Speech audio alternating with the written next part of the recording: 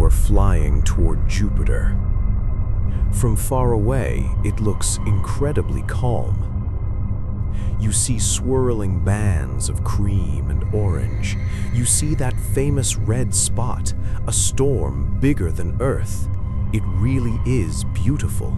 But as you get closer, things start to feel wrong. The radiation alarms start screaming, your spaceship's tools begin to break down, and then you realize you are not just flying toward a normal planet.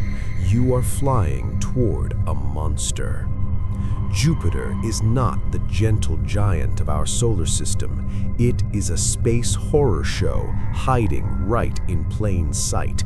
By the end of this, you will know exactly why even our best spaceships barely survive a trip there. Let's start with what Jupiter actually is, because most people do not understand how huge it is. Jupiter is not just big, it is crazy massive. You could fit more than 1,300 Earths inside it. It weighs 2.5 times more than all the other planets in our solar system put together. Every planet, every moon, every rock, Jupiter weighs twice as much as all of them. But here is the really scary part. Jupiter is almost a failed star. If it had been just 80 times bigger when it was born, a nuclear fire would have started in its core. We would not have a planet. We would have a second sun. Earth might never have been made at all. Instead, we got something that might be even more dangerous, a giant ball of gas with no solid ground, crushing pressure, and a hunger for destroying things that has shaped our whole solar system. Now let's look closer at Jupiter's air. What you are seeing is not normal weather. It is complete chaos that is hard to even wrap your head around. The great red spot alone has been blowing for at least 400 years, maybe much longer. Just this one storm is big enough to swallow the whole Earth with room left over. The wind at its edges blows over 400 kilometers per hour, and that's considered calm for Jupiter. Deeper down, wind streams rip across the planet at over 600 kilometers per hour. These are not soft breezes. They are thick walls of gas moving faster than the speed of sound on Earth. But the storms are not the scariest part. The deeper you go, the worse it gets. Jupiter has no surface. There is no ground to land your ship on. The air just gets thicker and thicker, and the pressure goes up with every single kilometer.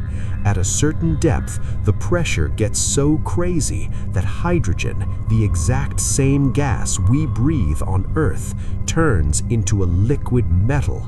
Liquid metallic hydrogen. It sounds like a made-up sci-fi movie, but it's totally real, and it causes something even more terrifying: Jupiter's magnetic field. Earth has a magnetic field too. It keeps us safe from the sun, pushes bad space energy away, and lets us live.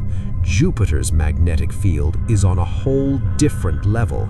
It's about 20,000 times stronger than ours. If you could see it in the sky, it would look bigger than the full moon from Earth. It reaches millions of kilometers into space, all the way out to Saturn. It's the biggest thing in the solar system, and you can't even see it. But here is the catch. This field does not protect things, it destroys them. Jupiter traps charged bits from the sun and speeds them up almost as fast as light. This creates radiation belts so strong they would kill a person in bare space in minutes. Not hours, minutes. When NASA's Juno spaceship went to Jupiter, it had to carry a heavy titanium vault just to keep its computer brains safe. The vault weighs 200 kilograms. Even with that heavy shield, Juno can only get close for a few hours at a time before the radiation tries to melt its systems. The Galileo probe, which dropped into Jupiter back in 2003, took a radiation hit equal to 25 million dental X-rays before it was finally crushed and burned up. This is clearly not a peaceful planet, and we have not even talked about what Jupiter does to everything around it. Jupiter is like a giant wrecking ball in space. Its gravity is so huge that it changed how our solar system was made. Scientists think Jupiter moved closer to the Sun a long time ago. It threw rocks everywhere, swallowed up baby planets, and stopped Mars from growing to its full size. There is an idea called the Grand Tack hypothesis. It says Jupiter wandered as close as Mars is now before Saturn pulled it back. While it moved, it destroyed or threw away most of the stuff in the inner solar system. That is exactly why the asteroid belt is there. It is not broken pieces of a dead planet. It is the leftover pieces of planets that never got to form because Jupiter said no. But Jupiter's gravity is not just a thing of the past. It is still working today. Comets, asteroids, and stray rocks float through space, and Jupiter acts like a giant space vacuum cleaner. It either sucks them up, throws them into the sun, or kicks them out of the solar system completely. In 1994, we saw this happen live. Comet Shoemaker-Levy 9 got caught by Jupiter's gravity and ripped into 21 pieces. Then, one by one, those pieces crashed into Jupiter at 60 kilometers per second. The crashes left dark marks bigger than Earth. The energy was like millions of nuclear bombs going off. If that comet had hit Earth instead, we would all be gone. Some scientists say Jupiter keeps us safe from these rocks. Others say Jupiter's gravity also throws rocks right at us, making things more dangerous. The truth is probably in the middle. Jupiter gives and Jupiter takes away. You might think that at least Jupiter's moons are a safe place. After all, Europa has a hidden ocean under its ice. Ganymede is the biggest moon in the solar system. These are places we really hope to find alien life. But even Jupiter's moons live in a deadly radiation nightmare. Io, the closest big moon, has more volcanoes than anything else we know.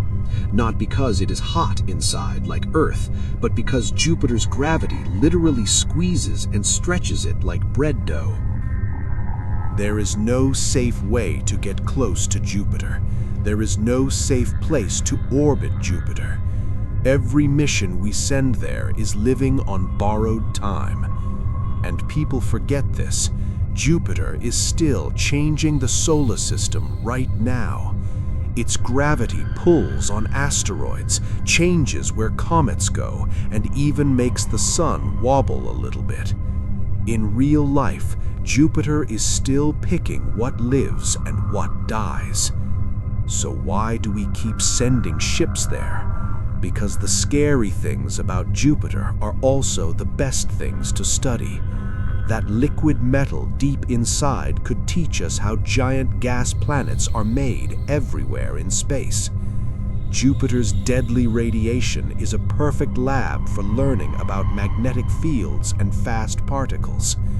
The moons are our best chance to find life, if anything can actually survive in Jupiter's shadow. Juno has been flying around Jupiter since 2016, and the info it sends back changes everything we know. We found out Jupiter's core is not a hard rock like we thought. It is a fuzzy, mixed-up area, maybe still eating rocks from billions of years ago. We learned the storms go way deeper than we guessed. They are not just on the top, they go hundreds of miles down into the planet. And we proved that Jupiter's glowing polar lights are powered by its moons. Io's volcanoes shoot stuff into space, and it gets caught in the magnetic field, making a light show bigger than anything on Earth. But even with all we know, Jupiter is still completely alien. We will never walk on Jupiter. There is no ground to walk on. We will never build a base in its clouds. The crushing weight and radiation make it impossible. Even robots have a hard time. Our best spaceships can only survive for a few years nearby, and they only do that by planning perfect paths to dodge the worst radiation. Jupiter is a hard boundary, a place we can look at but never live in. A strict reminder that the universe was not made just for humans to survive. Here is the sobering reality. Jupiter has been sitting there for 4.5 billion years. It was there before life started on Earth. It will still be there long after humans are gone. And for all that time, it has never stopped being violent, never stopped being deadly, and never stopped being hungry. When you look up at the dark sky and see Jupiter as a bright, steady light, you are not looking at a nice neighbor. You are looking at a storm that has been blowing since before the dinosaurs. A ball of radiation that would kill you in minutes. A gravity trap that changes the fate of whole worlds.